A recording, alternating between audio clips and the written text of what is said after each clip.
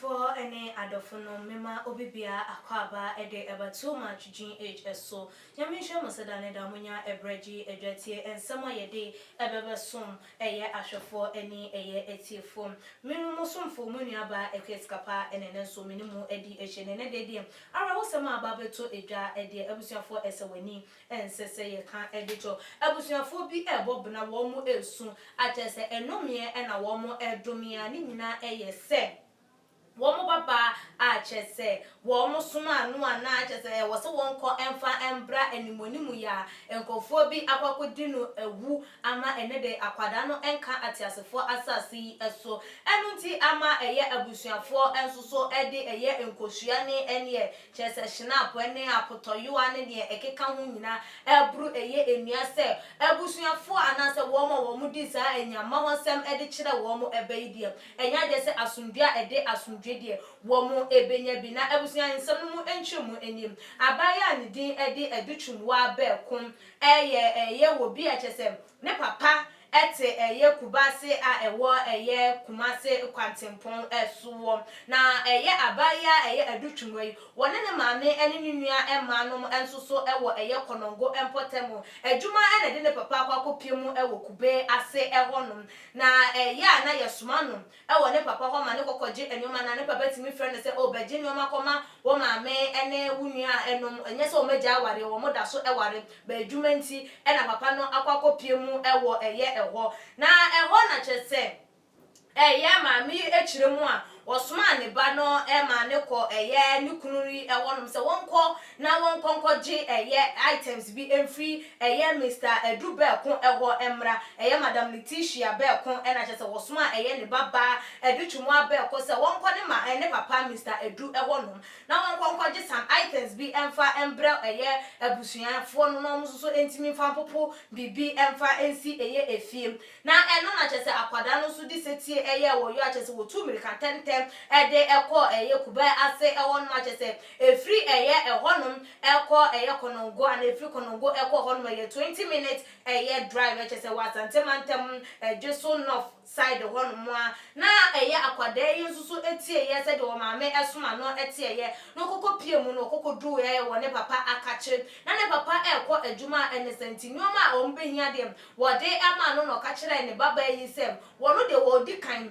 wo ko adwuma enti so woje na humi ewia ene na wasi eye ekwan so na wono so edi nyoma no akoma eye ne maame no ene ne nuama no ewo eye efie achese akwada no no ene eye Mrs. ana Madam Lucy eye Bekon Letitia Bekon ena ebiemu so no Mr. Edu Bekon wono ene ye wo mo first child a efri wono no wo mo makeka enso so eye den edi eye etwire na eno ena eye ona da wo munya nti ese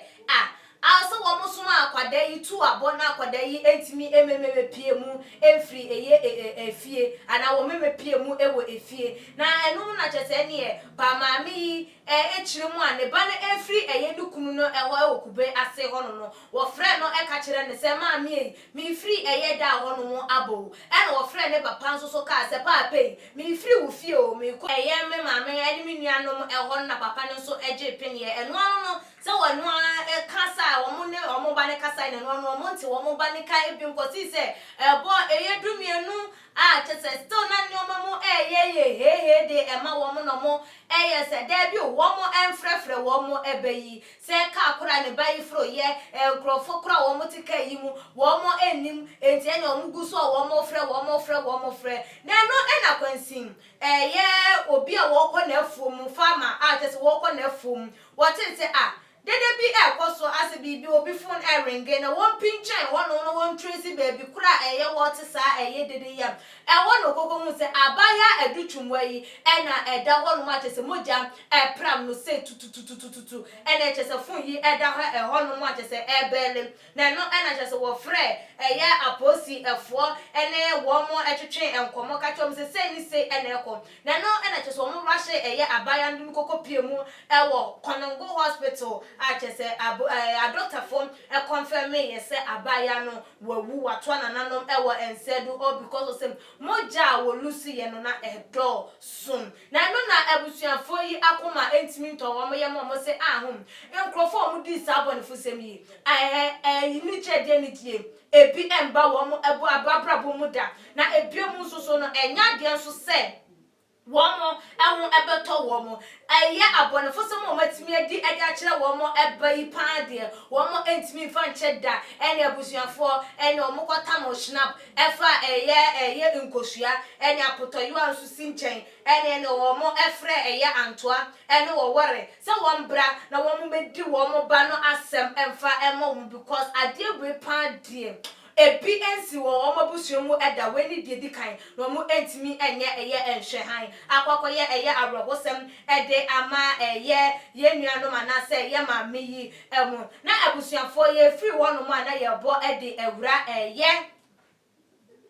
yenuano ma mienu bi atese wo mo nsoso wo mo ho ensem ababeto eye apono eso na ba ko ani din ababeto edwa eye ankasa yenua ba ni din eye sergeant Vida Owusu wo ye staff ede ema eye Ghana Armed Forces achese woni ne lesbian partner womo akwasha kokwamu ewo Micheal camp achese womo awade eni awade so dondo na womo awade no ye pictures a ebeto eye abonten no na achese womo mienu nyina ehhehye eye asojafo womo uniform yi bi na ehye oba ba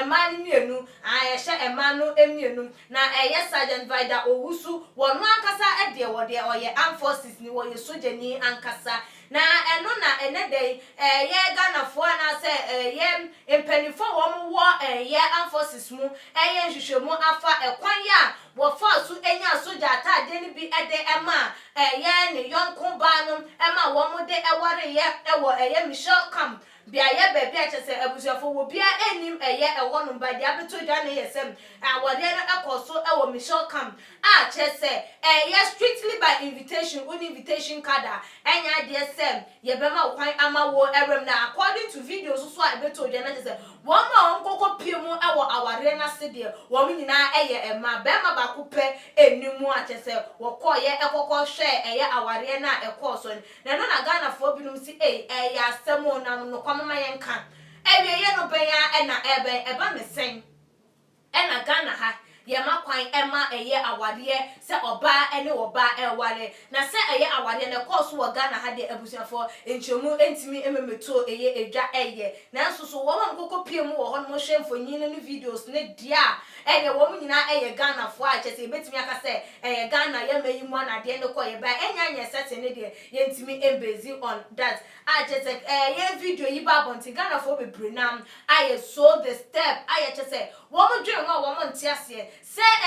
preach na ekoso futu a ekoso ne won ko ne benyina still ebinu mabubu wo masumu nua se ade a ye Nyankopon wa chiwade ekoso wo Sodom Gomora nunti Nyankopon de woja ese wo mo no eno ana Ghana yesusu ye adwen se ye beye ahye Nyankopon abufuo na ensem we de chese abusuafo ye ni ade echi na bibia beba beto edwa no ye de beba ababeso mutie eye adutwumwa na abusuafo nsem o mo kan ene ye awarefo ma ya mienu a wo so aware ya den ena betimi aka ede afa ehofo wade nche ebrai wo too much GH comment section na mema refi so be like videos na wa share so ede amaye midin ede ekwesi kapa aha ene edi besi makramo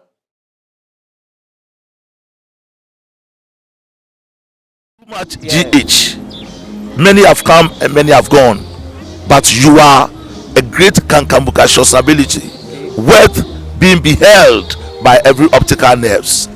That saith the papacy. Keep watching Too Much GH. and you get the best of entertainment, the best of everything you want. My name is Ohima One. Keep watching Too Much GH. It's the best. Keep watching Too Much GH.